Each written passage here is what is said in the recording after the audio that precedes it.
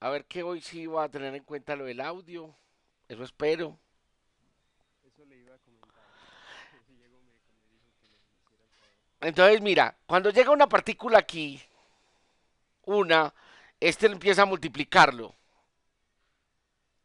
Entonces aquí ya llegan tres, pues no realmente tres, pero entonces cada vez que va llegando lo va multiplicando más. Lo va multiplicando más y lo va multiplicando más, hasta que al final tú tienes una corriente que es medible. Por eso estos se llaman fotomultiplicadores.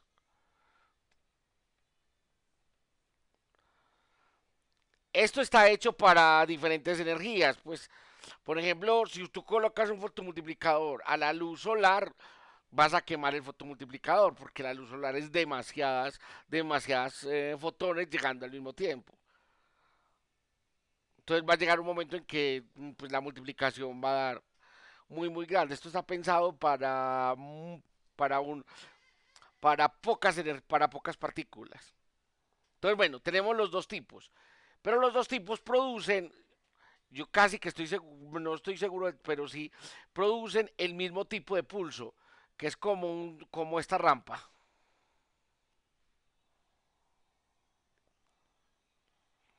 Entonces, el hecho es que lo que nosotros tenemos que hacer es contar.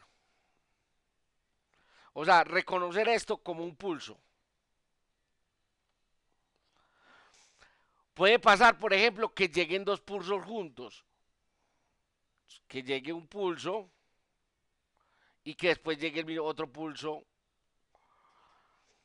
Puede pasar que los pulsos no tengan la misma altura.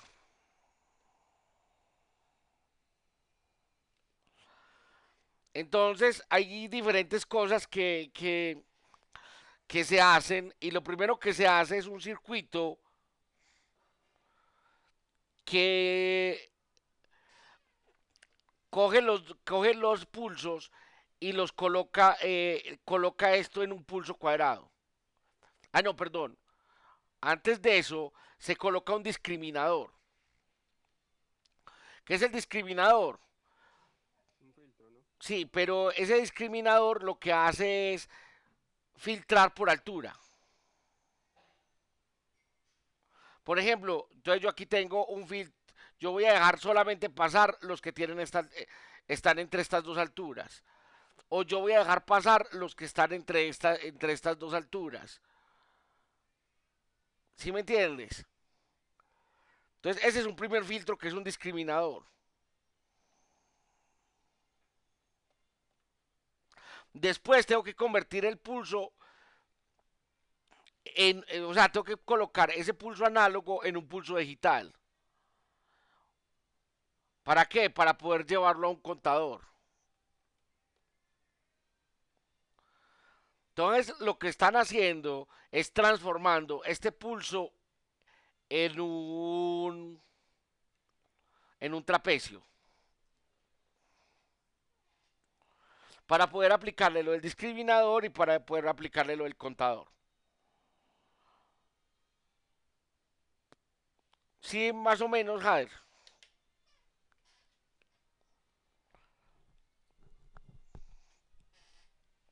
Entonces, eso es lo que están haciendo, lo que se pretende hacer. ¿Cuál es el detalle? Que nosotros no tenemos pulsos de ese tipo, entonces los tenemos pues tenemos que mirar cómo los obtenemos. Y la forma es simularlos.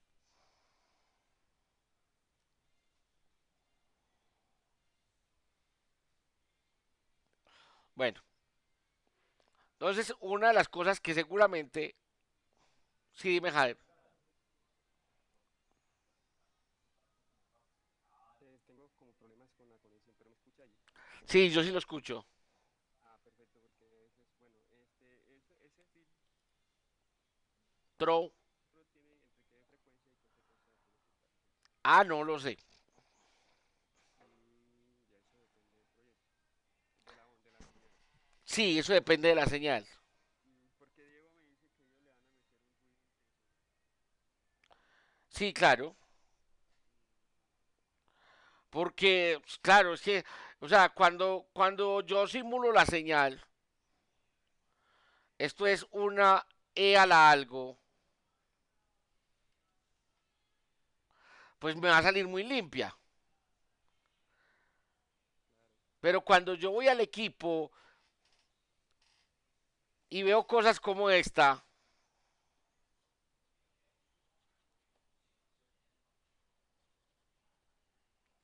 ya ahí como que no está tan obvio reconocer el pulso. Sí, tiene como ruido. Entonces, claro, o sea, eso, si el equipo me va a dar una señal de este tipo y si la frecuencia es alta, el ruido va a ser todavía mucho más grande. Entonces, habrá que colocarle algún tipo de... O sea, entonces también tengo que colocar algún tipo de filtro de alta o de baja frecuencia.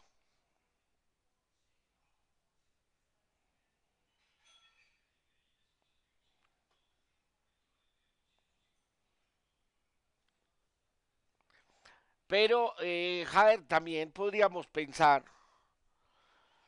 no solo, o sea, ellos están haciendo el filtro, un filtro, un filtro, digamos, que se necesita para hacer medidas, pero tú aprendiendo podrías hacer un filtro paso bajo, un filtro paso alto.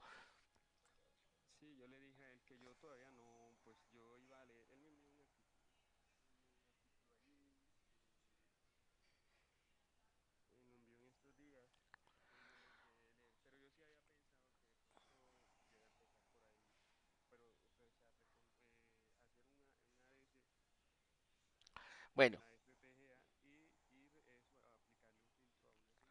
ah, qué bueno que yo voy a tratar de hacer dos cosas. Ujú. Si no lo termino de hacer hoy, seguramente que yo creo que lo voy a grabar para que lo tengas listo, para que empecemos a discutir sobre esto. Y es entonces, ¿qué vamos a hacer hoy? Hoy voy a hablar de lo que es cómo, el bus ICE y cómo lo podemos manejar. ¿Por qué? Porque entonces tenemos nuestra CPU,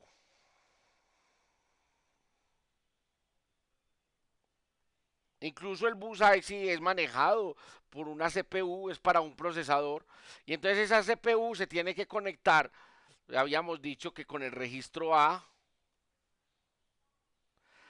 después de resolver el problema del procesador, con el registro X. Yo les dije que donde almacenaba uno todo, uno almacena todo en la memoria. El programa, todo lo que va a ir en una memoria RAM, que recuerde que recuerda que RAM es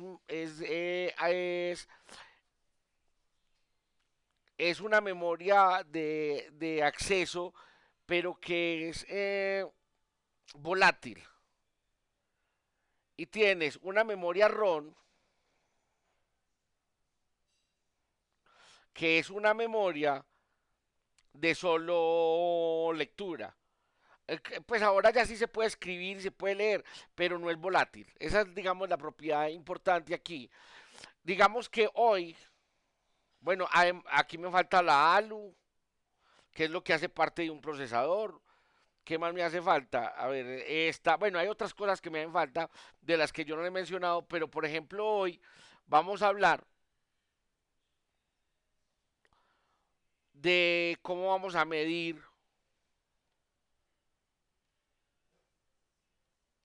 con el XADC. Entonces todo esto se va a comunicar por el mismo puerto. O sea, en vez de tener cada línea para comunicarse, cada uno se va a comunicar por el mismo puerto. Entonces, ¿qué es lo que tengo que hacer? ¿Cómo va a ser la forma de comunicarse? Entonces, bueno, tan, tan. Voy a tener solamente dos líneas de comunicación. Una que es un bus de control y otra que es un bus de dirección. Ay, me falta un bus de datos. Sí, son tres. Entonces cada una va a tener tres.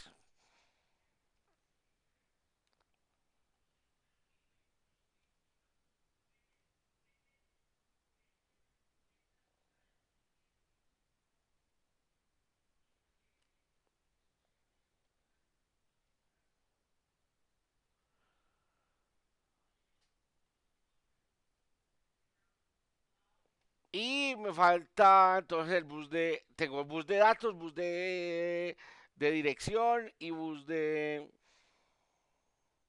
control.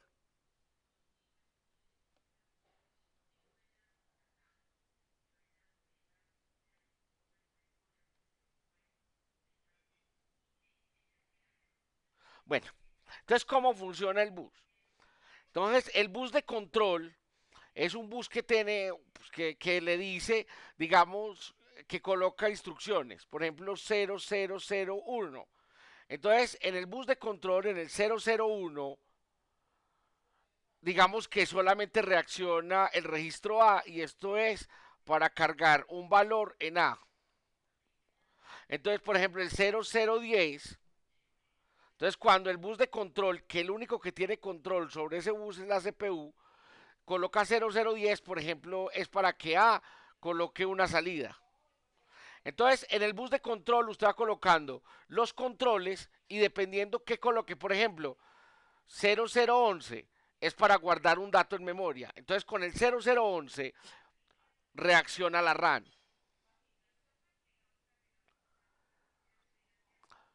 Entonces, a través del bus de control, yo controlo todo, todo, todo. O sea, digamos que estos dos son tres direcciones, dos controles para el registro A, otros cuatro para la memoria, otros, digamos, 20 para la LU, porque la LU necesita más, porque la LU tiene más operaciones. Entonces, en el bus de control es donde yo le digo a cada una qué va a hacer. Entonces, por ejemplo, la LU, digamos que con el 1000 suma. Eso quiere decir que cuando llegue un 100, ni el registro va a hacer nada, ni el registro X va a hacer nada, ni la RAM va a hacer nada, ni la ROM va a hacer nada, solamente va a hacer la LU y el XAS tampoco va a hacer nada. Entonces, dependiendo que vaya en el bus de control, es lo que yo voy a, cada una de esos módulos va a hacer. Entonces, ahora, ¿por qué bus de dirección y bus de datos? Cada una de estas va a escribir, digamos, cada una de ellas tiene unos registros de dirección, unos registros donde va a escribir o los resultados o las operaciones.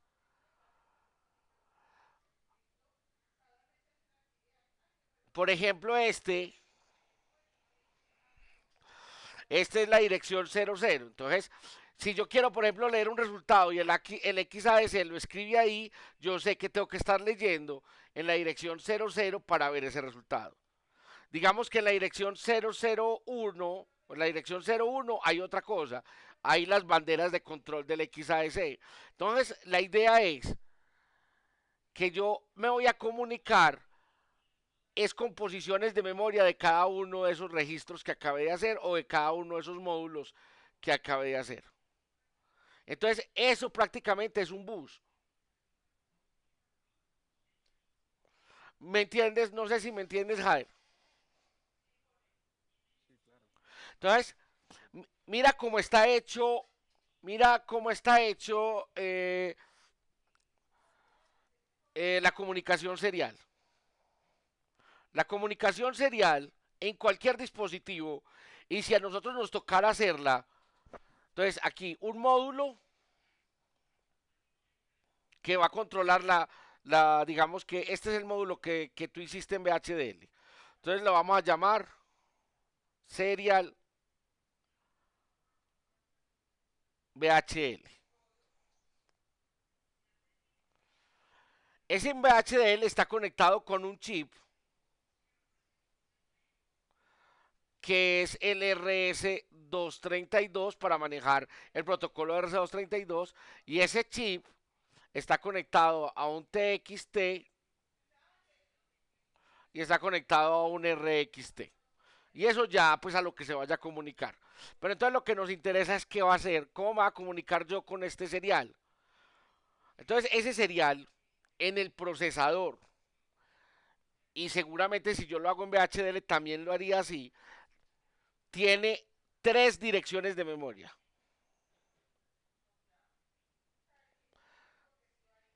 Tres direcciones de memoria de 8 bits.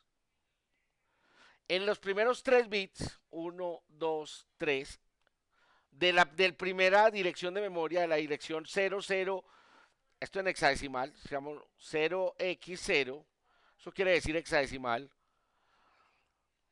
En esos tres primeros bits está la velocidad. Si usted le coloca 000, colocémoslo por aquí, si usted le coloca 000 a esos tres primeros bits, quiere decir que te vas a comunicar a 4200. Perdón, a 4600. Si le colocas 001, quiere decir, entonces no, este es 4800 para que este sea 9600. Si le colocas 010, quiere decir otra y otra y otra y otra. Aquí está la bandera de paridad. Si le colocas un 0, es par. Si le colocas un 1, es impar. Aquí está la bandera de los bits de parada.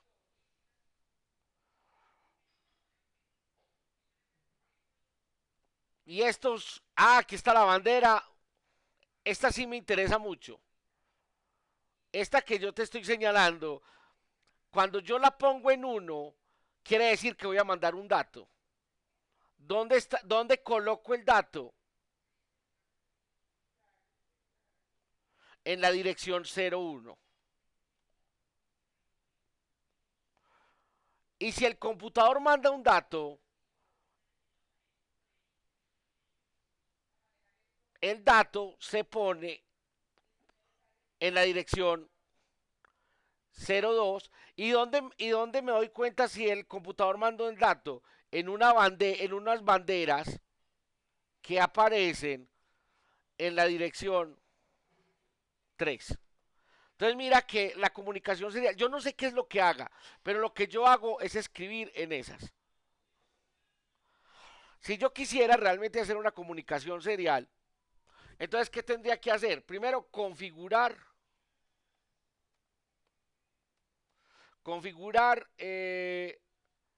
la posición 0x.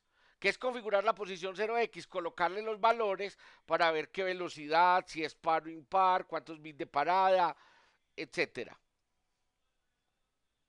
Yo quiero enviar un dato.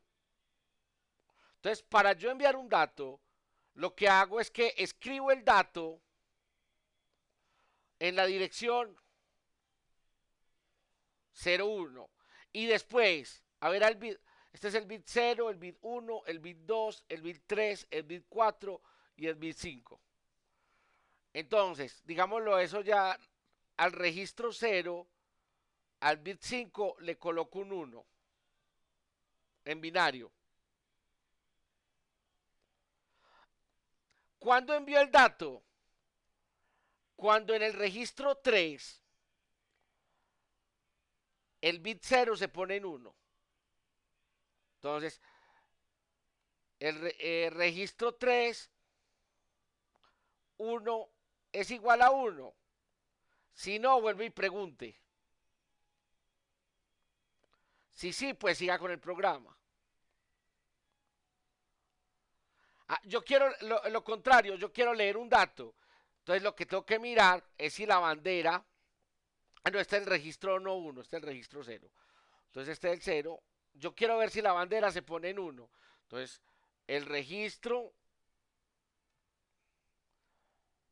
el registro 3, la bandera 1 es igual a 1. Si no, entonces vuelva otra vez ahí. Si sí es igual a 1, entonces lea el registro 2. Lea el registro 2. El registro 2, páseselo a dato y ya lo leí.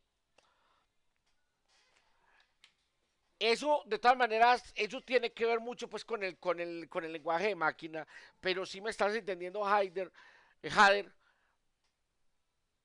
¿cómo es que entonces yo me voy a comunicar a través de la memoria? ujú, Y entonces aquí me va a copiar esto. Este pedazo, esta memoria que tengo aquí, realmente es lo que va a ver el que se está comunicando. O sea, a este lado es lo que va a ver el PC y a este lado, ay, qué flechas tan feas. Y a este lado es lo que va a ver la FPGA. Pero el PC en ningún momento va a ver el módulo y la FPGA tampoco va a ver el módulo. Simplemente va a ver dónde va a escribir y dónde va a leer registros. Entonces, cuando yo haga mi puerto IC, lo que yo voy a hacer es en dónde voy a escribir registros y en dónde voy a leer registros. No más. Eso es lo que va a hacer la comunicación IC. O sea, mi programa, por ejemplo, entonces yo quiero hacer un sumador. Seguramente que este nos va a servir de ejemplo muchas veces. Así como en el GPIO, yo quiero hacer un sumador. Entonces aquí está el puerto A. Hola Diego.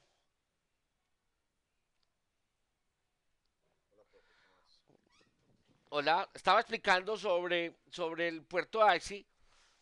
Y bueno, de todas maneras ahí quedó el primer pedacito de la grabación. Entonces sigamos, aquí tengo la salida de un sumador. Entonces, ¿cuál es la idea del puerto IC? La idea del puerto IC es que a esto le vamos a colocar una posición de memoria. A esta entrada le vamos a colocar otra posición de memoria y a esta salida otra posición de memoria. De tal manera que lo único que yo tengo que hacer es escribir en dos posiciones de memoria y leer otra posición de memoria y ya tengo controlado este módulo. O sea, entonces aquí tengo, digamos, la CPU, en nuestro caso va a ser la SyncQ, y de alguna manera ese bus lo que va a hacer es conectarse con mi módulo y llevar eso a las memorias, o sea, a una posición de memoria que va a ser la a una posición de memoria que va a ser la B y a una posición de memoria que va a ser la S. Y seguramente, y recordemos, que las posiciones de memoria pues terminarán siendo, por ejemplo, la A yo le puedo decir que sea la 0, la B le voy a decir que sea la 4 y la C, la S, le voy a decir que sea la 8. ¿Por qué de 4 en 4? Porque cuando se colocó, cuando la FPGA coloca el bus IC, que es de 32 bits, 1, 2, 3, 4, 5, 6, 7, 8, ta, 30, 31 y 32. Voy a colocar desde el 20 SS. Resulta que la IC ignora los dos bits últimos. ¿Por qué lo hace? No lo sé, pero los ignora. Entonces, si ustedes se fijan, si ustedes ignoran los últimos dos bits, entonces esto es 0000. Esto es 0001. Si ustedes se fijan, termina siendo el mismo cero. Porque voy a ignorar estos dos. 0010 termina siendo cero. 0011 termina siendo cero. Realmente si usted coloca, pues no, este es cero, este es uno, este es 2 y este es 3. Cuando usted lo coloca, el sistema le dice, hay un error porque no la encuentro. No encuentro esa dirección. Después sigue 0100, que es 4. Después sigue 0101, dice error, no la encuentro. Entonces, si se fijan, solamente está cambiando en múltiplos de 4. Entonces, cuando hagamos nuestro ACI, el nuestro, sabemos que estamos cambiando en múltiplos de 4. Antes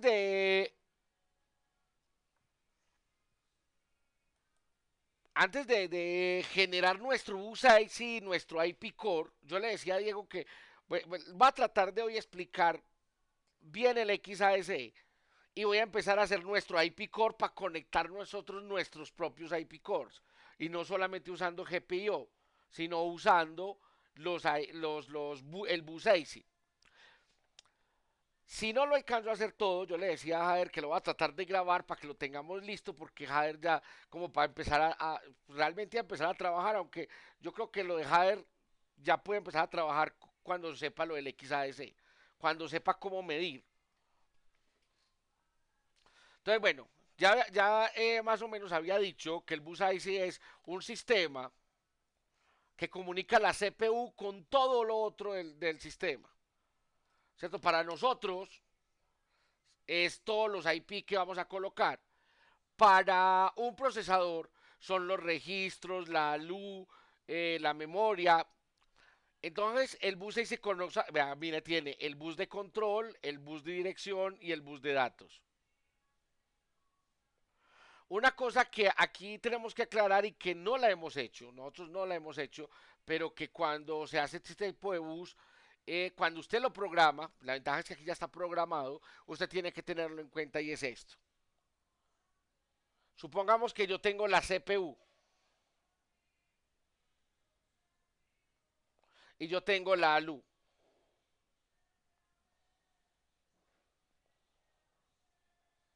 Y el bus de datos es bidireccional. ¿Qué quiere decir bidireccional?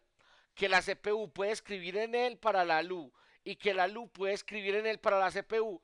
Pero, ¿cuál es el detalle? Que no pueden escribir al mismo tiempo. Entonces, por ejemplo, la CPU, siempre la CPU es la que tiene el control. La CPU dice, voy a escribir. O sea, lo coloca en esta dirección. Después la misma CPU dice voy a leer. Entonces la luz es la que va a escribir. Entonces, ¿cómo se logra eso? A través del mismo puerto, sabiendo que no se puede, pues no pueden escribir las dos y no puede. Ah, profe, pues muy fácil. Cuando la CPU vaya a escribir, la luz coloca en ese puerto 000. Piensen y verá que si la CPU coloca 1111, pues eso es un corto. Entonces, de alguna manera, cuando la CPU va a escribir, cuando uno va a escribir, el otro tiene que aceptar la escritura. Y en electrónica es de alguna manera desconectarse. Eso se llama colocar una alta impedancia para que la corriente pueda ir en este sentido. Cuando la luz va a escribir sobre la CPU, que igual eso lo controla la CPU se coloca en alta impedancia para que la luz pueda escribir lo que vaya a escribir. ¿Cómo se logra eso? Con un tipo de compuerta que se llama tri-state. ¿Qué es una compuerta tri-state? Vamos a una sencilla que es el buffer, que es la que voy a usar. Y esta es muy fácil, pues cuando este es 0, este es 0, y cuando este es 1, este es 1, ¿cierto? Pero ella tiene un control. Que cuando esta sea 0, la compuerta se comporta de esa manera. Pero cuando eso sea 1, la compuerta se desconecta. O sea, no importa que aquí haya un 1, un 0, aquí hay una alta impedancia. Como si la compuerta se hubiera desconectado para evitar cortos. Entonces, ¿cómo controlo el bus? Muy fácil. Aquí tengo una compuerta tri-state en este sentido. Y aquí tengo una compuerta tri-state en sentido contrario. Y las dos están controladas. Aquí hay un control de tri-state. Voy a colocar otro colorcito. Profe, qué pena. ¿Esos comparadores son amplificadores operacionales o algo así? Pues, Sí, realmente son, pero son buffers. ¿Qué quiere decir que sean buffers? Que deja entrar, que es la misma señal de entrada. ¿Sí me entiendes? O sea, ok, sí, pues son seguidores de ultra. son seguidores. Entonces míralo de esta manera, mira, entonces cuando el buffer, cuando el tri-state no está activado, deja pasar lo que tenga. Cuando el tri-state está activado, no deja pasar nada, mira, se desconecta. Eso es lo que nosotros llamamos una alta impedancia. Entonces mira el tri-state aquí abajo.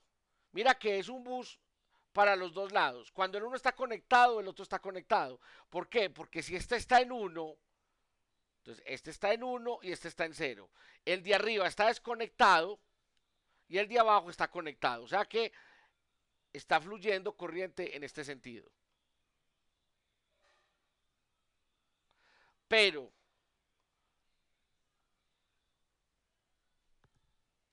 si yo lo coloco al contrario,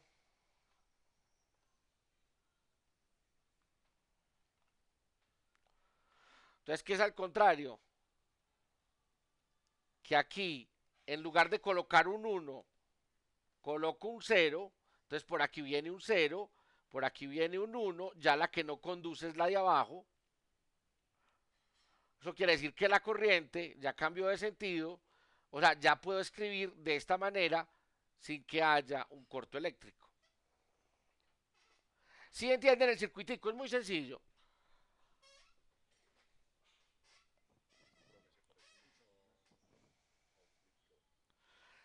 Después hablamos del flip-flop, pero este no es un flip-flop y además que el flip-flop lo estamos usando ahora bastante, entonces o sea que es totalmente necesario.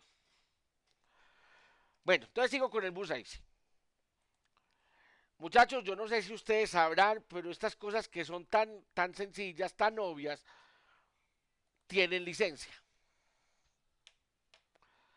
Entonces, uno hay veces, bueno, primero, uno no se percata y segundo, pues nosotros no estamos entrando a los grandes mercados bursátiles, a nosotros nadie nos va a investigar el bus que nosotros hagamos, pero por ejemplo, ustedes no pueden usar el bus de Intel, ustedes no pueden usar el bus de Microsoft, ustedes no pueden usar el bus de IBM, además porque son buses muy obvios, usted fácilmente lo puede implementar sin darse cuenta que lo implementó. Entonces, este es un bus gratis, el bus ICE, que tiene cositas distintas, como, o sea, es el mismo pollito pero pintado de café, para poder que no tenga problemas legales. Ustedes saben cómo son, sobre todo los gringos, con respecto a este tipo de cosas. Entonces, como bus también tiene su propio protocolo. Entonces, ¿qué tiene que tener este bus? Este bus es el que usa el procesador AMD, es el que usa los procesadores de tipo AMBA. ¿Cierto? Entonces, o sea, realmente cuando usted hace un chip de AMD o cuando usted envía un chip de AMD, tiene este bus por dentro. Y este bus tengo dos tipos de bus. Un tipo de bus que es el bus Lite, es para mandar solamente un dato. Y un tipo de bus streaming, que es para mandar un array de datos, una cantidad de datos, donde usted le dice dónde va a empezar, dónde va a terminar y él arranca a mandar datos. Que por ejemplo tiene el bus IBM y el bus Intel, por ejemplo, que esos buses son capaces de trabajar en el ciclo de subida y en el ciclo de bajada del reloj, que son capaces de hacer ingreso dinámico a la memoria. ¿Qué es ese ingreso dinámico a la memoria? Yo no sé si yo les dije, bueno, usted también tiene un ingreso a la memoria, pero yo no sé si a ustedes les dije que las memorias están partidas en bloques. Entonces, en la dirección, en una parte de la dirección va el bloque al que yo voy a acceder. Hay buses que aunque tengan, pues, o sea, usted ve la dirección más cortica y usted piensa, pero ¿por qué la dirección es más cortica si puede tener más memoria? Y es que no está el bloque, sino que son capaces de ingresar de una vez en forma paralela a todos los bloques. Entonces tienen una para el bloque uno, para el bloque 2, para el bloque 3. Entonces eso los hace que sean mucho más rápidos, aunque puedan tener muchas más líneas, pueden ser mucho más rápidos a la hora de procesar una memoria. Y en los últimos años se ha trabajado mucho no en la capacidad, sino en la velocidad. O sea, como que la capacidad ya tenemos gran capacidad. Ahora es están apuntando a desarrollo de mayor velocidad. Entonces, bueno, Yo tengo una preguntita. Ah, no, después vas a explicar eso. O sea, la diferencia entre el delay y el stream, entonces es que el live uno solo envía como un dato. un dato, o sea, es simplemente como para controlar algo, por ejemplo. Sí, Sí. En cambio, el stream es como ya para ir almacenando un poco de datos, pues sí va. Pero todos son seriales, o sea, va llegando sí, dato tras dato. todo es serial. Ah, listo. Bueno, aquí muchachos, entonces, aquí aparece un protocolo que yo no les voy a explicar. Ese protocolo es porque en un bus hay, sí, hay un montón de señales, pero un montón. ¿Cuáles son las señales? Como eh, hay que mandar la dirección y que el que tenga esa dirección me diga si esa es una dirección válida. Después de que yo tenga hecho yo ya mirado que la dirección sea válida, como mandar el dato y esperar a que el que lo leyó me diga, sí, ya lo leí, para yo decirle, bueno, ya voy a mandarle otro dato. Entonces hay un protocolo para hacer todo eso. Y hay un montón de señales para hacer todo eso, como el de dato válido, el de dirección válida, el dato, la dirección, la señal de control. Hay otro que, por ejemplo, cuando usted manda en stream, o usted, por ejemplo, eso a través de un FIFO. Un FIFO es un sistema de almacenamiento. Entonces se le vació, se le llenó, está casi lleno, está casi vacío. Entonces hay señales que le dicen, se vació, hay un tilaz que se activa cuando se va a mandar la última palabra, que de pronto, Diego, no sé si has trabajado con DMA, por allá apareces que error de tilaz. O sea, mandó los datos y nunca mandó la señal de que era la última palabra, por alguna razón. Con ese tilaz hemos peleado mucho. Pero entonces ahora, en lugar de yo tener que meterme con todo esto, lo que yo voy a hacer o lo que yo voy a tratar de hacer es coger una IP que tenga todo eso ya controlado y solamente me voy a quedar yo con, o sea, lo único que yo voy a hacer es coger las palabras direccionadas. O sea, cuando hablábamos ahorita del sumador y que yo solamente tenía que llamar, o sea, que yo solo tenía A, B y S, entonces eso es lo que voy a hacer. Voy a coger los registros de ese IP y uno lo va a llamar A, el otro lo va a llamar B y el otro lo va a llamar S. Y el protocolo ya está escrito todo en ese IP y yo no me voy a preocupar de escribirlo. ¿Eso qué me va a hacer? Pues eso me va a ahorrar mucho tiempo y de alguna manera yo me voy a ahorrar el detalle de tener que aprenderme cómo controlo el eje, el bus 6. Lo mismo voy a hacer para el AC Stream. Voy a coger, yo ya sé que solamente tengo que llegar a un registro y colocarle un sistema que le diga, mándeme todo lo que tengo y él ya coge todo lo que tengo y cuánto voy a mandar. Es lo único que vamos a hacer para conectarnos con el bus AC. Y de pronto, Diego, que ha trabajado más con Fabián, se da cuenta qué es lo que hacemos. ¿Cierto? No hacemos nada más.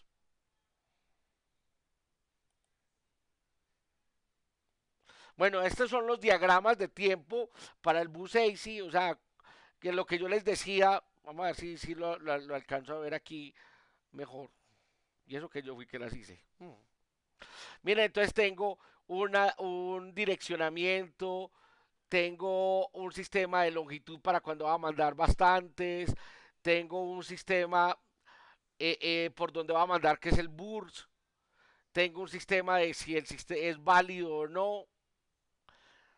Y bueno, aquí me hizo recordar que tengo dos tipos de BusIC, el máster y el esclavo. El máster solamente puede entregar órdenes. El máster no puede estar mandando y recibiendo. Digamos, recibiendo de cuenta de él. Sino que es el esclavo el que es capaz de recibir y enviar. Cuando yo les digo que no puede, el máster no puede estar recibiendo y aquí está la flechita recibiendo, lo que les quiero decir es que el máster no tiene una operación para decir va a recibir. El máster siempre está recibiendo o el máster siempre está escribiendo, ¿cierto? Tiene los dos bloques. Ya usted mirará, o sea, por ejemplo, el máster le puede decir al esclavo, esclavo, mándeme. Y entonces ya sabe que lo que le va a llegar es del esclavo. Pero en ningún momento el máster puede como estar, como quedarse esperando a que le manden, sino que tiene un bloque al que le envían. Mientras que el esclavo sí es capaz de hacer las dos cosas.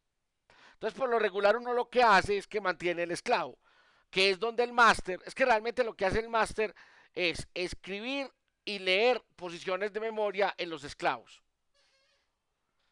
Entonces, eso es lo que vamos a hacer, simplemente aprender a trabajar leyendo y escribiendo posiciones de memoria. Eso lo hace Windows, eso lo hace Linux, eso lo hacen todos. El teclado, cuando usted hunde la letra A del teclado, aparecen dos cosas, es lo que estaba explicando Diego al principio. Cuando usted coloca la letra A del teclado, entonces aparecen dos registros. Uno que le dice una tecla fue oprimida. Y el otro registro donde le dice que fue la tecla A. Entonces, ¿qué es lo que tiene que hacer el programa de Windows? Ir allá, mirar si una tecla fue hundida y después de que está seguro de que la tecla fue hundida, mirar cuál tecla fue hundida. Entonces, realmente Windows no tiene acceso al teclado.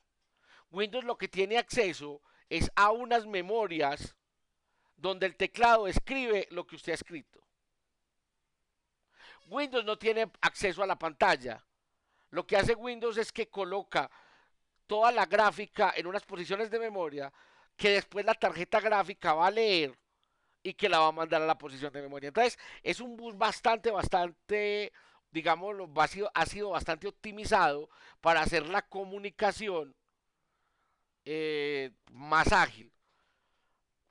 Usted escribió una palabra en el teclado, Windows no la tiene que leer ahí mismo. Windows no responde con interrupciones a una palabra del teclado. ¿Qué es lo que hace Windows? Llega un momento en que va allá, mira si han hundido el teclado y simplemente entiende que hundieron y ya dependiendo del programa que esté o lo que se esté haciendo, pues hará lo que tenga que hacer. Más o menos claro sobre el bus AC. Sí, claro, profe. Bueno, entonces ahora me voy a pasar al XADC. Entonces vamos a trabajar con el XADC. Yo creo que ya les dije la semana pasada que la FPGA solamente tenía un solo ADC. Tengan eso en la memoria. Un solo ADC que va a ser las veces de ¿cuántos tengo? Ya tengo uno, 2, 3, 4, 5, a ver, uno, 2, 3, 4, 5, 6, 7, 8, 9. Tengo 9 ADCs distintos. A ver, no sé cómo decirles. Entonces tengo 9 canales distintos que van a ser procesados por el mismo ADC. Entonces, con ese ADC echado paralelismo. ¿Qué es lo que hace él? Y ya lo vamos a mirar. Yo creo que la discusión la tuvimos la clase pasada, pero de pronto se me olvidó. O sea, el canal, que tenga varios canales no quiere decir Que tenga varios, que tenga varios. paralelo todo, sino que Exacto. opera señal por señal por tiempo de reloj. Mira, es como usted tiene 8 carriles y el túnel es de un solo carril. Quiéralo o no, el dato va a pasar, o sea, solamente pasa un carro por el túnel. Profe, pero entonces en esa analogía por ejemplo, yo necesito que me pase primero el carro rojo, después el verde, después el azul. ¿Yo cómo hago para organizar ahí la información? Digamos, porque me están, digamos, llegando varias señales simultáneamente. Entonces ahí eso se hace de forma manual. Es decir, no, yo primero necesito que me pasen esto, darle prioridad a esto, luego a esto. ¿Yo cómo Bueno, empiezo? usted tiene un multiplexor que puedes programar. Ah, ok. ¿Qué es el multiplexor? El multiplexor, o sea, volvamos otra vez al dibujito. Yo creo que este dibujito lo hice parecido la semana pasada y es que tengo 9 canales. Uno, 2, 3, 9. un multiplexor a un demultiplexor. O sea, el que hace el trabajo al contrario y deja pasar solo uno.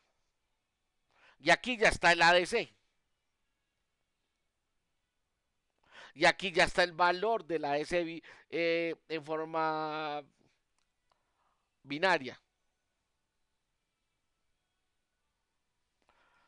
Entonces, en ese XADC, entonces, bueno, tenemos que tener eso en la cabeza. ¿Por qué tenemos que tener en la cabeza? Porque cuando yo saque el, el módulo del XADC, voy a tener dos tipos de XADC, dos tipos de medida, pero siempre tengo que pensar que tengo un solo XADC. Entonces, bueno, el XADC es una S de 12 bits. Ah, bueno, muchachos, otra cosa que pasa en el XADC es de 12 bits, pero la cuenta la vamos a hacer con 16 bits. ¿Por qué? Digamos, estos son los 12 bits. 1, 2, 3, 4, 5, 6, 7, 8, 9, 10, 11, 12, 13, 14, 15, 16. Ya les voy a decir porque el de nosotros será. Bueno, ya me pusieron a pensar. En tal caso, él es de 12 bits, pero él siempre manda 16 bits. Muchachos, a mí lo lógico y lo obvio se me acabó hace mucho tiempo porque yo esperaría que si esto me manda 16 bits, los primeros los llene o con ceros o con unos, dependiendo del signo. Pero no, ellos pensaron que era mejor, para no tener que pensar en el signo, llenar los cuatro últimos con cero.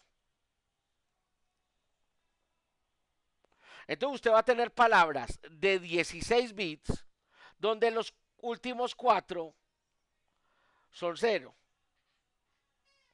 Y entonces el factor de conversión ya no es con 12 bits, sino con 16 bits. Y son cosas que uno por lo regular no encuentra. Aquí, entonces digamos, bueno, el X mide entre 0 y 1 voltio. Pero tiene dos maneras de medir. Tiene una manera bipolar y una manera monopolar. Cuando usted mide de una manera monopolar, quiere decir que está midiendo de 0 a 1 voltio. Y la Tierra es el GND. Y los que miden monopolar son el A0, el A1, el A2, el A3, el A4 y el A5. Cuando usted mide de forma bipolar, es de forma diferencial. ¿Qué quiere decir de forma diferencial? O sea, el A6 es el positivo y el A7 el negativo. El A8 el positivo, el A9 el negativo, el A10 el positivo y el A11 el negativo. O sea que por este lado tengo 1, 2, 3, 4, 5, 6 canales con respecto a tierra. Pero por este otro lado no tengo sino A6 a 7 es un canal, A8 a 9 es un canal, A10 a 11 es un canal. Este que tengo aquí es la entrada monopolar. Miren que está tirado a tierra y esta es la entrada análoga. Muchachos, las entradas de A0 a 11 también se pueden usar como salidas y como entradas digitales. Pero el número de los pines no son los mismos. Para que lo tengan en cuenta. O sea, si lo voy a usar análogo, tengo un número de pin. Si lo voy a usar análogo, perdón, digital, tengo otro número de pin. ¿Correcto? La frecuencia máxima es de un megasample por segundo. Una, eh, una megamuestra por segundo. Pues hay unos confundirse de término. Eso es lo que llaman el GPIO. ¿Qué llamas el GPIO? No, pensé que era eso. Lo que pasa por ahí leí que el pin de propósito general. Pensé que era Ah, eso. no, eso es un pin de propósito general, sí, señor. Sí, Sí, sí. ok, listo. Es que lo que pasa, ¿sabes cuándo? De pronto, claro, es que ahí está General Propose, IO, GPIO. Ah, o sea que esos son, o sea, básicamente. Sí, y los otros. Hay más, o sea, la FPA tiene más, Ah, ok. más pines de eso. Sí, sí, todos los pines, la mayoría son de propósito general. Entonces, bueno, tengo una frecuencia de hasta 1 megasample por segundo, pero aquí recuerden que si yo coloco un solo canal, si yo coloco 9 canales, pues puede estar midiendo a 1 megasample por segundo, pero entenderá que como eso va a secuenciar, entonces cada canal no va a quedar a 1 megasample, sino va a quedar a 1/9 o a 1 sobre los números de canales que yo use. O sea, la frecuencia máxima del ADC es 1 megasample por segundo. O sea, 1 millón de muestras por segundo. Pero si yo coloco 2 canales, cada canal va solamente a ser capaz de colocar 500 muestras. Pues 500.000, ¿sí me entienden? O sea que básicamente toda la velocidad, la FPGA se pierde con ese, porque pues yo entiendo que una cosa es el reloj y otra cosa es el muestreo, ¿cierto? Sí. Ese reloj, si no estoy mal, es como alcanza 500 megahertz, ¿cierto? El del ADC alcanza 100. Pero el del reloj de la FPGA sí, Ah, sí. Alcanza. si tuviera una, digamos, una IC, digamos, con más velocidad, más frecuencia, se podría adaptar y usar, digamos, la capacidad de ese reloj. Claro, piensa en el AFE. El AFE tiene una velocidad de muestreo que no es muy rápida, pero es de 65 MHz. O sea que esa AFE yo se la podría incorporar a esta, pues no a la Pinkio, ¿cómo se llama? No, a esta Pinkio también. Sí. Ah, ok. Es que sabes cuál es el detalle que el problema que estamos teniendo en principio, la electrónica. Es que 65 MHz no se puede conectar con alambritos. O sea, toca hacer ahí un puente impreso. Tiene que ser un puente impreso y a medida que subas más en frecuencia, la electrónica tiene que ser mucho mejor. Es que llevar un reloj de 200 MHz tiene que ser ya una tarjeta, el grosor de los alambres tiene que ser más pequeño, o sea, todo tiene que ser muy bien calculado y por ejemplo tú no puedes tener esquinas en tu dibujo, en la señal, tienen que ser redondeadas porque vas a tener problemas como de tunelamiento y otros problemas de corriente. Pues sí, es que hay que repetir un montón de cosas. Y peor aún, Ok. pues que también tienes una antena. Ah, ya. Entonces, bueno, miren aquí lo que está. Bueno, esto es otra cosa que hay que tener en cuenta. Muchachos, internamente hay un circuito RC que también me molestó bastante, casi que no entiendo, casi que no soy capaz de colocar una señal, porque aquí había una impedancia que no me está dejando entrar la señal. ¿Cierto? Entonces uno también tiene que entender que aquí hay una impedancia de entrada, que hay un filtro de entrada, aunque ya sabemos que el conversor no es muy rápido, pero entonces uno también tiene que tener en cuenta eso. Y otra cosa, muchachos, tengo, ¿cuántos canales les dije? 9. Pero de esos 9 canales, también están siendo usados para medir unos sensores que tiene la tarjeta dentro. Entonces, si a usted se le olvidó desactivar esos sensores, también tiene que compartir la velocidad con esos sensores.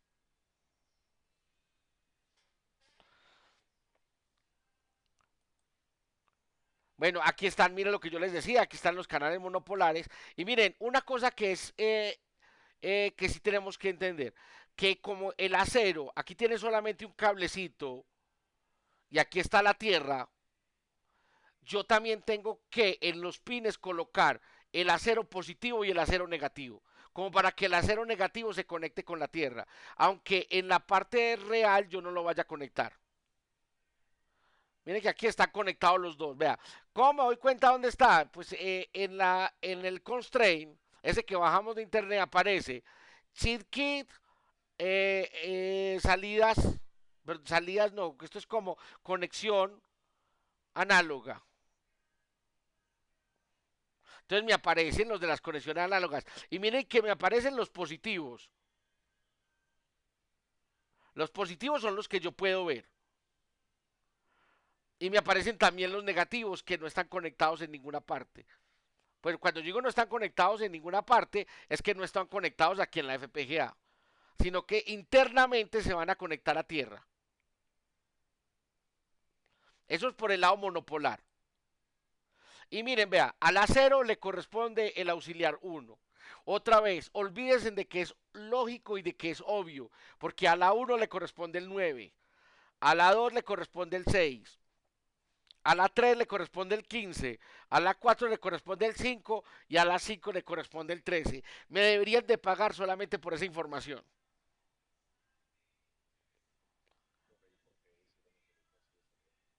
Ni lo sé y vaya pues busque esa información. De hecho, en la configuración de los pines, cuando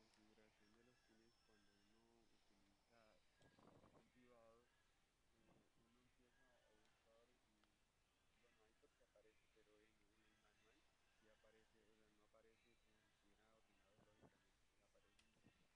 Aparecen, por ejemplo, pueden encontrarse dos pines que en la tarjeta están pegaditos, pero la ruta del nombre están muy diferentes. Sí, tiene, y no, y que pertenecen a bloques. Aquí es otra cosa que puede tener error. Miren que aquí tienes aquí IO estándar LSB, esto es el tipo de voltaje que va a salir, que es 3.3 voltios. Yo lo puedo cambiar a 2.5, por ejemplo, cambiar el 1 y eso no te va a funcionar de ninguna manera porque te dice que hay un voltaje que no corresponde al mismo bloque, entonces ya hay que cambiarlos todos. Y aquí hay otras características de los pines que uno por lo regular se pasa por alto porque no estamos en un high performance, pero en un high performance ya uno tiene que empezar a pensar en esas cosas. Es cómo está la electrónica adentro de la FPGA. Por si les interesa, y claro que yo espero que les interese, yo espero que me carguen como la versión 2 de este curso para seguir metiéndonos en ese high performance, porque es que ahorita estamos teniendo muchos problemas con el Dune. ¿Por qué con el Dune? Es un programita muy sencillo. ¿Cuál es el detalle? Es un high performance, es una alta velocidad. Y entonces, claro, las compuertas, imagínate que estuve buscando, porque tengo problemas de velocidad, que las compuertas en la FPGA me estaban atrasando 3 nanosegundos. Y 3 nanosegundos para una instalación de luz en mi casa no es nada. Pero 3 nanosegundos para el problema que tenemos, yo necesito que eso baje a la mitad del tiempo. ¿Cómo hago para partir un transistor para que se me baje a la mitad del tiempo?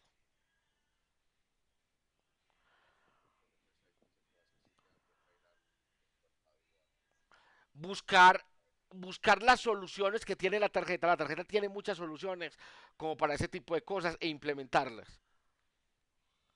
Por ejemplo, decirle que estas líneas no van a ser líneas normales. Hay forma de decirles, van a ser como de alta velocidad.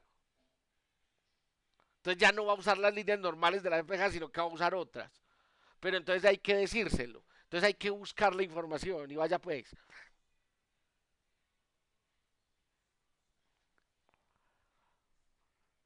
O no es fácil de encontrar o yo soy muy perezoso para leer.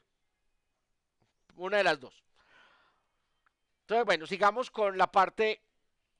Entonces aquí están los bipolares.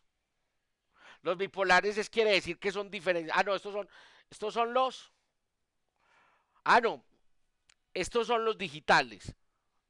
Entonces, cuando usted va a trabajar con A0, A5 de forma digital, son estos. Pero cuando lo va a hacer de forma análoga, son estos, que no son los mismos números. Para que no se vayan a confundir cuando lo estén haciendo. Estos son los bipolares. Entonces, mira, A6 con A7, A8 con A9, A10 con A11 y BP con BN. No se dejen engañar con este BPBN. BPBN es A8 A9. Véalo, ahí lo tengo. A8, A9 es BN. Ahí lo escribí al revés. Es BPBN. Lo voy a corregir. Para la próxima vez se consiguen profesores buenos. Que no se equivoquen en las diapositivas. Y miren, entonces el canal auxiliar 12 es el A6 A7. El canal 0 es el A8 A9 y el canal 8 es el A10 A11. Y aquí está la distribución. Ah, no. La distribución de pines ya la hemos visto. Aquí está la dirección de memoria donde yo tengo que leer según el, el canal. En el caso mío, yo lo tengo conectado por B6, B7. Entonces B6, B7 es el auxiliar 12. O sea que en la dirección que voy a usar es 270. Ahorita les voy a mostrar que la dirección que voy a usar es 270.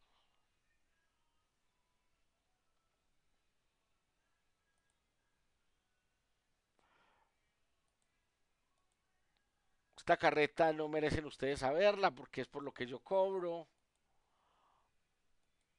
Tampoco, tampoco, tampoco. Ustedes saben por qué se perdieron. ¿Por qué se perdió? ¿Cómo es que se llamaba eso? Cuando, cuando uno enseña karate, ¿por qué se fueron perdiendo cada uno de los secretos del karate?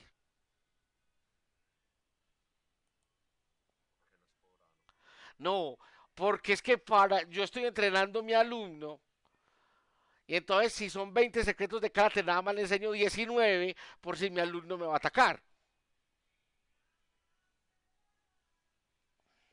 Profe, no como ataca con una Pinku. No, yo no sé, pero entonces yo no les puedo dar todos los secretos a ustedes.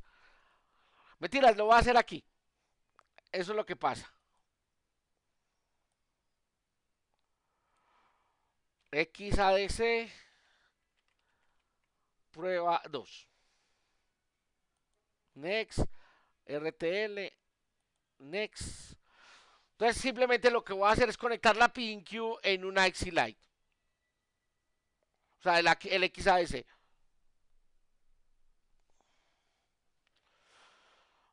Boars, yo tengo una ARTI. Que el hecho de que ustedes tengan una PinQ no cambia absolutamente nada porque esto está hecho, pues es como el mismo. Por aquí la tengo, Z20. Next, No, Finish. pero esa Arti también tiene ADC, pues el XADC o tiene otro.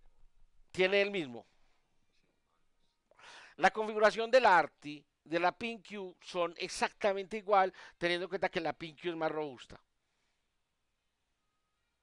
Y yo no sé si la PinQ ya empiece a recibir Ultra Scale. Yo creo que sí. Mientras que la cría, que sigue también siendo el mismo, o sea, es la misma arquitectura, el mismo sistema, lo único que cambia es que recibe Ultra Scale más. ¿Qué es el Ultra Scale más? Ese High Performance. O sea, tiene lo que yo decía, el problema de los nanosegundos en la ARTI no lo puedo resolver. No tengo cómo resolverlo. En la cría sí tengo cómo resolverlo. O sea, es más robusta para ese tipo de problemas. Pero el procesamiento es creo que el mismo. Bueno, creo el bloque. Voy a crear un bloque. Lo voy a crear con el mismo nombre para que después no suframos cambiando nombres. ¿Será que me pone problema? Le voy a colocar una D. Me dio miedo que después me pusiera problema por tener el mismo nombre. Aquí vamos a colocar el XADC y vamos a configurar el XADC como yo lo quiero configurar. Pero entonces para configurarlo como yo lo quiero configurar es que les voy a mostrar esas diapositivas que seguían, cómo las podemos hacer de una vez acá. Yo creo que nos queda un poquito más claro. Entonces voy a colocar el XADC. Pues XADC y aparece el XADC control. Qué belleza. Ok, Que lo pueden hacer, sí lo pueden hacer en VHDL, pero entonces tienen que averiguar cuáles, a dónde se tienen que comunicar, cuáles son las memorias, cómo pueden controlar el XAS y lo pueden hacer. Pero si ya está hecho, véanla acá. ¿Qué tiene una salida de esclavo, un AC Lite? Profe, qué pena irme. O sea, aquí es porque ya está hecho el XAS, o sea, alguien ya miró todos los pines y lo hace igualito. Sí, Aquí está AF 5808. no, Eso no, ahí lo estamos haciendo. Claro, esos son nuestros problemas. o sea que ya, ahí se maneja el trabajo de maestro. Bueno, la vida no es fácil. No, consígase, no, vea, mira, consigamos una, pues, ¿quién está diciendo que no somos capaces de leer el XADC? Lo otro es, si no somos capaces, ¿quién dijo que ADC era el único que había? Y de esa manera.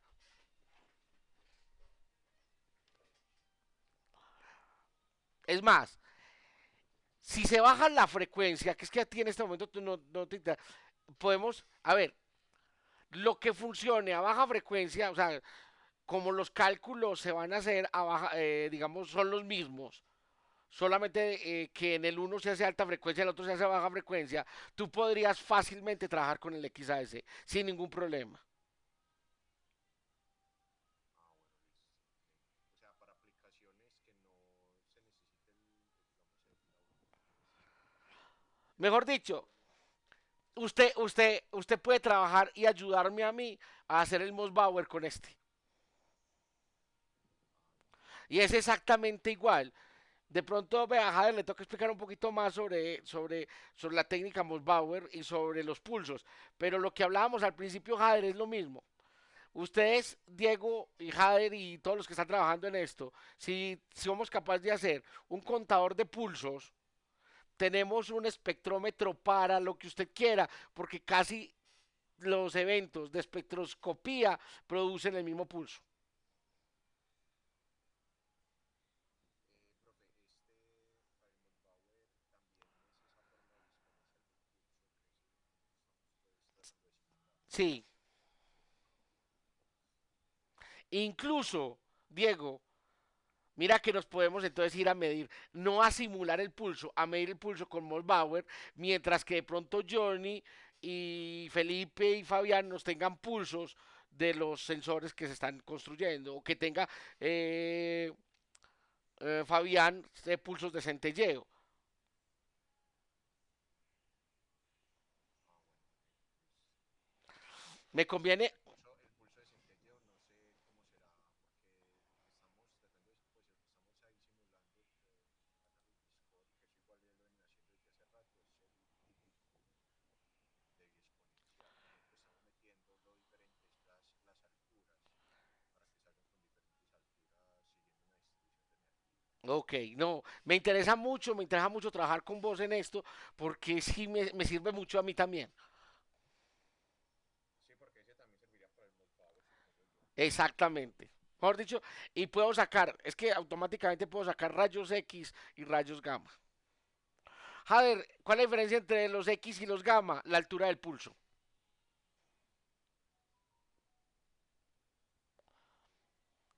Bueno, entonces les decía, volvamos. La altura que está relacionada con lo que uno quiera medir, si de pronto la energía Exacto. o la frecuencia, pues. Los pulsos más altos en Mosbauer son rayos X. Los pulsos medianos son los que estamos buscando, que son los de 1.4 megaelectronvoltios, que son los Mosbauer. Entonces les estaba diciendo, volvamos otra vez aquí al mundo irreal. Y entonces le di doble clic. Y entonces me aparece el control del XAS. Entonces el XAS tiene una posibilidad de un AC Lite. Ah, antes de hablar del AC Lite, yo creo, vea todas las señales que tiene un AC. Entonces, vea, miren, tiene la dirección, address, tiene que si ya está lista la dirección, tiene que si ya está válida la dirección, tiene una dirección address de lectura y una dirección address de escritura, Otra vez, si ya está lista la dirección de escritura, si es válida la dirección de escritura, si hay un rompimiento en la lectura, entonces si es válido, bueno, etcétera. Si aquí tengo para leer el dato, para escribir el dato, si ya está listo el dato, si el dato ya respondió, o sea, si ya le llegó, lo mismo para escribir el dato, si el dato, entonces es un montón, un protocolo que hace que la comunicación sea dinámica, aunque no parezca, porque es un protocolo que permite estar seguros que la comunicación sí se está dando y que la comunicación es fluida, pero, por ejemplo, hoy solamente vamos a mandar un dato. Eso no es versátil, eso no es óptimo porque yo tengo un procesador a 1 MHz que aquí vuelve a un cuello de botella. Porque esto no, esto va a funcionar, esto puede que funcione a 100 MHz, a 200 MHz, pero va a mandar, yo lo que quiero es leerlo en el computador. En el computador estamos leyendo a 115.200, o sea, a 100 kHz. Estás perdiendo 1 millón de datos por lectura. Entonces, a uno le interesaría, por ejemplo, que no fuera light, que fuera, eh, que fuera streaming, que fuera burst. El burst es el paquete. ¿Qué es lo que significa burst en inglés? Volumen, ¿cierto? Lo que pasa es que en electrónica uno lo entiende como paquete, como todos los datos. Me corrigen, ustedes que son más expertos que yo. Profe, ¿qué burst? Primera vez que lo escucho. BURST. Ah, eso es como quemar, burst. No, pero aquí como paquete.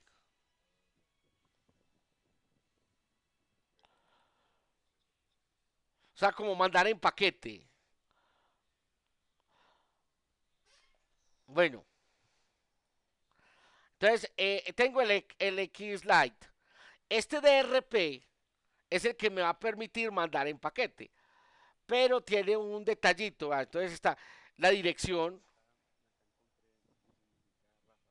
Ah, bueno. Sí, está mucho mejor. Gracias, Jader. Ok, recabo, pulse, primera vez que este se hace. Bueno, entonces, miren, vea. Este es el X Lite. Manda de dato. Este DRP mm, lo que hace es que vea, yo leo en una dirección, o sea, yo hago un VHDL. Esto porque se me chiquitició.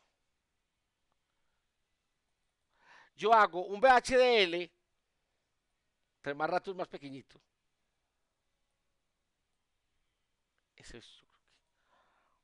Ahora sí. Yo hago un VHDL y entonces aquí le digo la dirección donde va a leer, o sea, el canal. Y aquí, entonces, cuando yo le digo la dirección, él me bota, me sale por este dedo el canal. Entonces, ¿yo qué puedo hacer? Llenar un FIFO. ¿Qué es un FIFO? Ahorita yo utilicé la palabra, pero no les dije que era un FIFO. Un FIFO es una memoria que no tiene dirección. Un FIFO significa First Input, First Output. ¿Qué quiere decir? Que el primero que entra, entonces él se va almacenando aquí. Entonces aquí va la A, entonces aquí después llegó la B, después llegó la C, después llegó la D. Un FIFO tiene pues la cantidad, la profundidad que usted quiera, que usted le coloque. Pero cuando lo lee, entonces lee el primero que llegó. Entonces, por ejemplo, ya leí la A, entonces la A ya desaparece. Y si llega otro dato, no se pone a crear, sino que, por ejemplo, llegó la E, entonces la E llega aquí abajo. Y entonces ya voy a leer, la leo la B. Entonces, ¿qué es lo que hago? Yo lleno mi FIFO y después le digo al sistema, lea todo lo que tengo. Así funciona un osciloscopio. Un osciloscopio lo que está haciendo,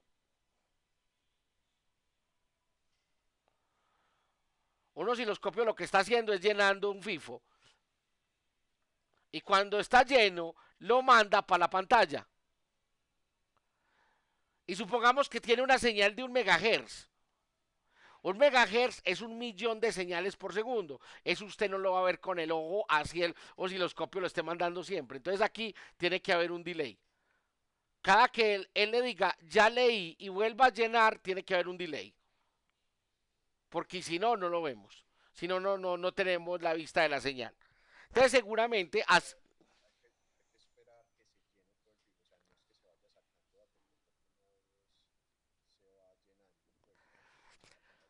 No, eso depende tu programa, pero es que piensa esto, Diego, o sea, en un osciloscopio, y si estás midiendo 1 MHz, y si el FIFO es de 100 datos, entonces él se llena, y si empieza a mandar los 100 datos, cada que se llene, usted no lo ve. Eso no lo alcanza a ver en un osciloscopio. Ah, no, sí, en un osciloscopio no, pero digamos en una aplicación que necesite estar el dato al principio pues demasiado rápido como para tener que esperar que se llene el flujo. Entonces, ustedes van a tener que resolver otra pregunta. Ustedes tienen, ustedes están tomando una frecuencia. Supongamos que tengamos esto bueno y sea una frecuencia de 65 MHz. Esa es la frecuencia máxima del AFI. Y entonces ustedes con este dato van a llenar el FIFO. ¿Qué pasaría?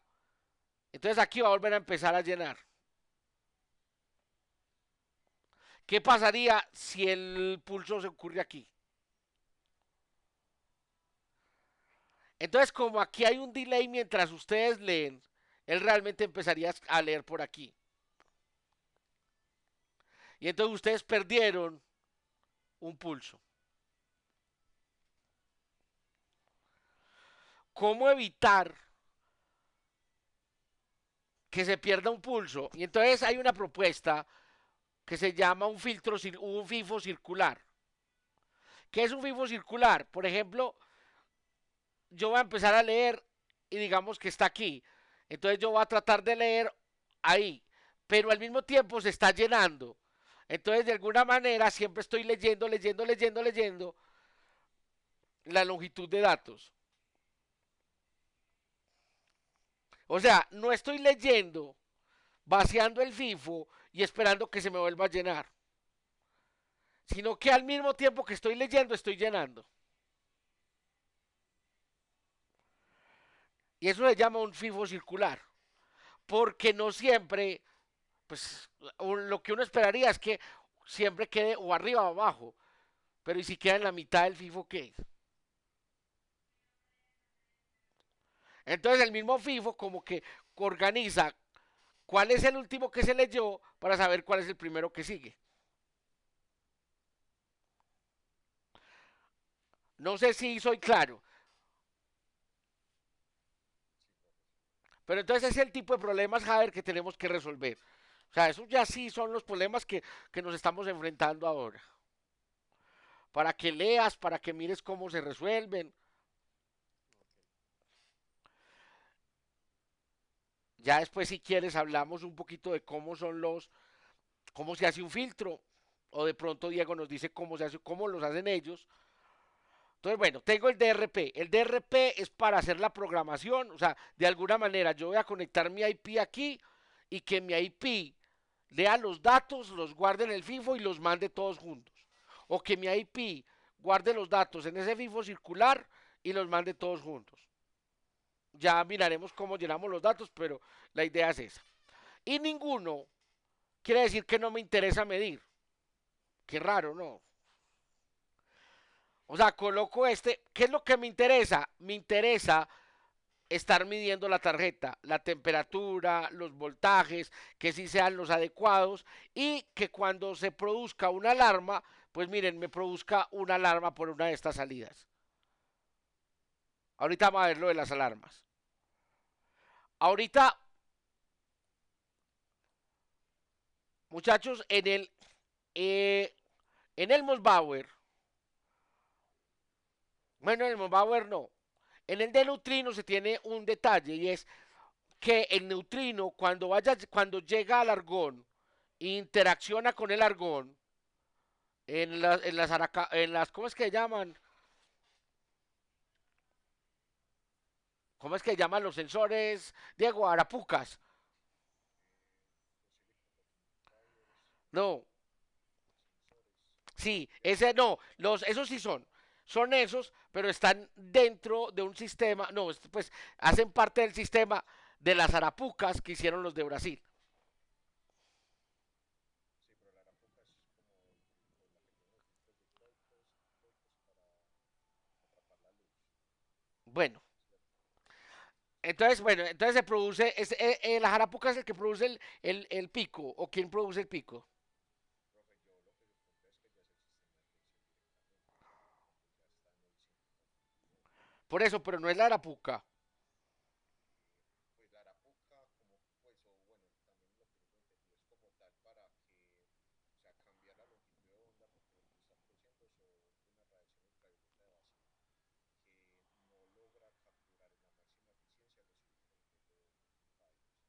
Entonces lo que hace la arapuca es que primero atrapa pues la poquita luz que hay y la convierte en una longitud de onda donde el silicón pues como es ultravioleta sensible y ahí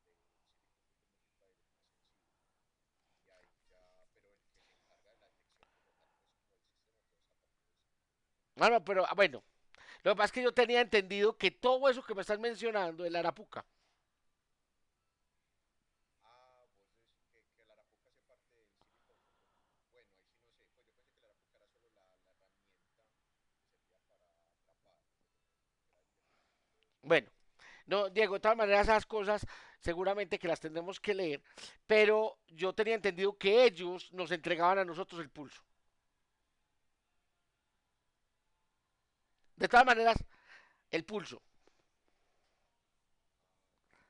De todas maneras, nosotros no nos tenemos que preocupar por esa parte física, sino que nosotros nos preocupamos porque a nosotros nos entregan este pulso.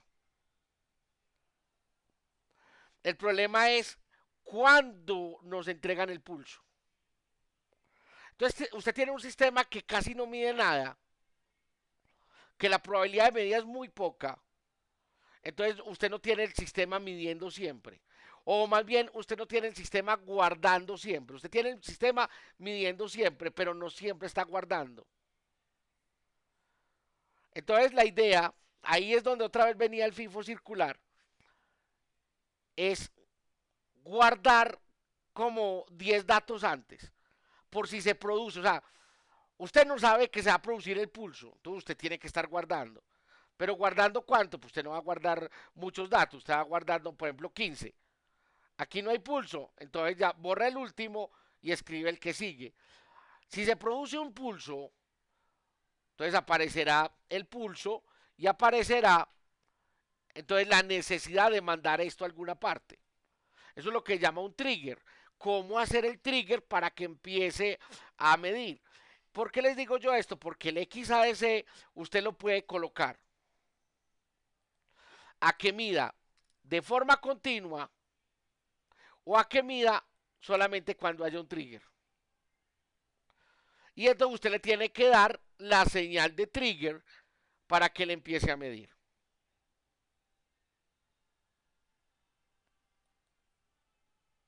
Bueno, vamos a dejarlo en el EXI.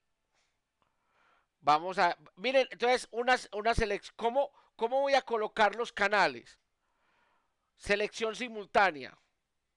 ¿Qué quiere decir selección simultánea? No quiere decir que va a medir simultáneo. Quiere decir que en un momento los coge a todos. Se va a demorar convirtiéndolos. Y cuando el ADC los ha convertido todos, vuelve y los toma todos. ¿Me hago entender? Eso garantiza que estás tomando siempre en el mismo tiempo. Eso no garantiza que tengas todos los datos. Es más, en esta forma de medir siempre vas a perder datos porque nada más tienes una ADC como para 20 canales. Vamos a colocar una ADC independiente. Entonces esto va a ser un solo canal. Este también va a ser un solo canal. O vamos a secuenciar los ADC. Y miren, aquí me está diciendo que va a tener 4 ciclos de reloj por toma de tiempo. O sea que ya vamos, ya ahí sí que vamos perdiendo porque de 100 MHz que yo lo tenía, ya pasé que a 25 MHz. El reloj. Mire que aquí está la data de conversión. Aquí me puede decir que voy desde 39 kilohertz, kilosamples por segundo, a 1000 kilosamples por segundo. Si ustedes aumentan, por allá dice que ojalá el reloj sea más de 104 o 104 para que el tipo de la conversión sea de un megasample. Entonces vamos a colocarlo en un simple canal Y entonces me va a decir que el radio va a ser de un megasample. Con una frecuencia,